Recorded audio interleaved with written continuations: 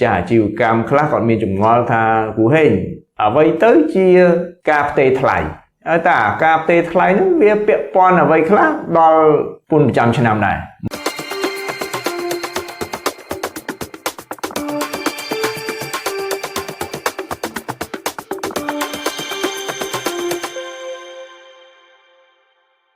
សូមជម្រាបសួរលោកស្រីអ្នកនាងកញ្ញាដែលជាម្ចាស់អាជីវកម្មធុនតូចមធ្យមនិងធំទាំងអស់គ្នាបាទថ្ងៃនេះលោកគ្រូហេងឡើងមកមានវិធានបទថ្មីមួយទៀតហើយក្តៅទៀតហើយវិធានបទក្តៅហើយ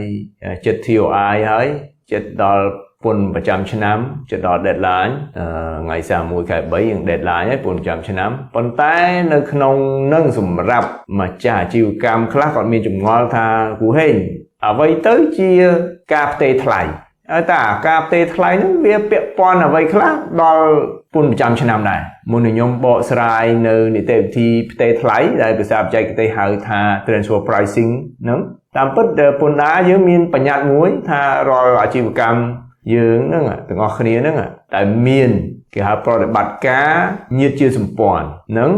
ដល់ threshold មួយដែលកំណត់ដោយពន្ធដារហ្នឹងត្រូវតែរៀបចំប្រតិបត្តិការផ្ទេរថ្លៃភាសាបច្ចេកទេសគេ transfer pricing documentation ហើយអញ្ចឹងបងប្អូនម្ចាស់អាជីវកម្មទៅយល់ថាតើអ្វីទៅជាប្រតិបត្តិការញាតិជាសម្ព័ន្ធខ្ញុំឧទាហរណ៍ថាបងប្អូនមានក្រុមហ៊ុនមេឬក៏ក្រុមហ៊ុនកូននៅក្រៅប្រទេសឬក៏នៅក្នុងស្រុកអីអញ្ចឹងទៅអញ្ចឹងខ្ញុំទិញ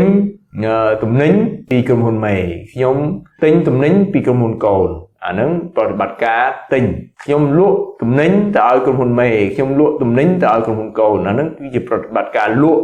ខ្ញុំខ្ចីលុយពីក្រុមហ៊ុនមេខ្ញុំខ្ចីលុយពីក្រុមហ៊ុនកូនបាទខ្ញុំ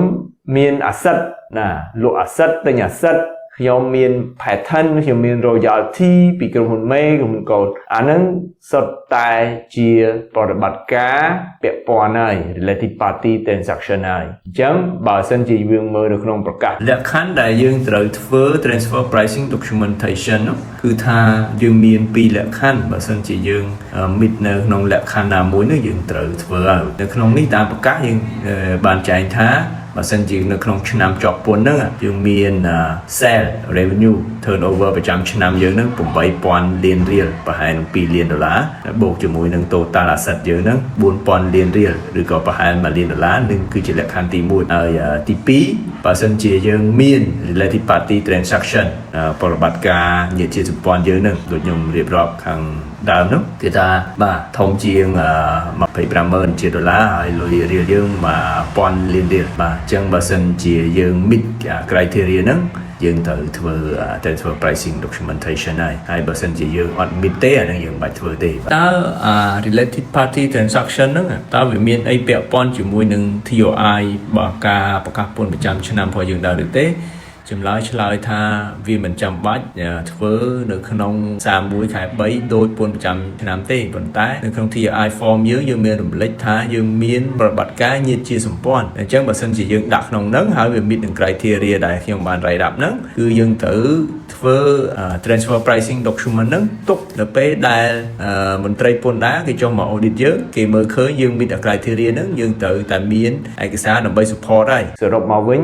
ខ្ញុំចង់ជម្រាបបងប្អូនម្ចាស់អាជីវកម្មថាការដែលធ្វើបាទ transfer pricing documentation ហ្នឹងគឺជួយកាត់បន្ថយនៅពន្ធពិន័យបាទតាក់ទងជាមួយនឹងប្រតិបត្តិការលើញាតិជាសម្ព័ន្ធនឹងឯងអញ្ចឹងភាគច្រើន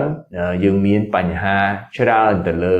ថ្លៃដែលយើងលក់នៅលើទីផ្សារហ្នឹងគឺខុសគ្នាជាមួយថ្លៃដែលយើងលក់ទៅឲ្យញាតិជាសម្ព័ន្ធយើងហ្នឹង related party ហ្នឹងអញ្ចឹងបានវាជាហានិភ័យអញ្ចឹងបើយើងចង់គ្រប់គ្រងហានិភ័យហ្នឹងយើងត្រូវធ្វើ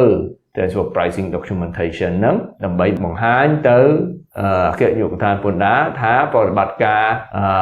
យើងជាមួយញាតិជាសម្ព័ន្ធហ្នឹងគឺជាប្រតិបត្តិការដែលត្រឹមត្រូវតាមគោលការណ៍ជំហរដៃបាទអញ្ចឹងសូមបងប្អូនម្ចាស់អាជីវកម្មយកចិត្តទុកដាក់ពិនិត្យមើលទៅលើរបាយការណ៍ហិរញ្ញវត្ថុរបស់យើងឡើងវិញតើមានប្រតិបត្តិការពាក់ព័ន្ធជាមួយញាតិជាសម្ព័ន្ធដែលខ្ញុំបានរៀបរាប់ពីខាងដើមដែរឬទេបើមានសូមស្វែងរកអ្នកជំនាញមកធ្វើការ transfer pricing ហ្នឹងឲ្យបានត្រឹមត្រូវសូមអរគុណបាទ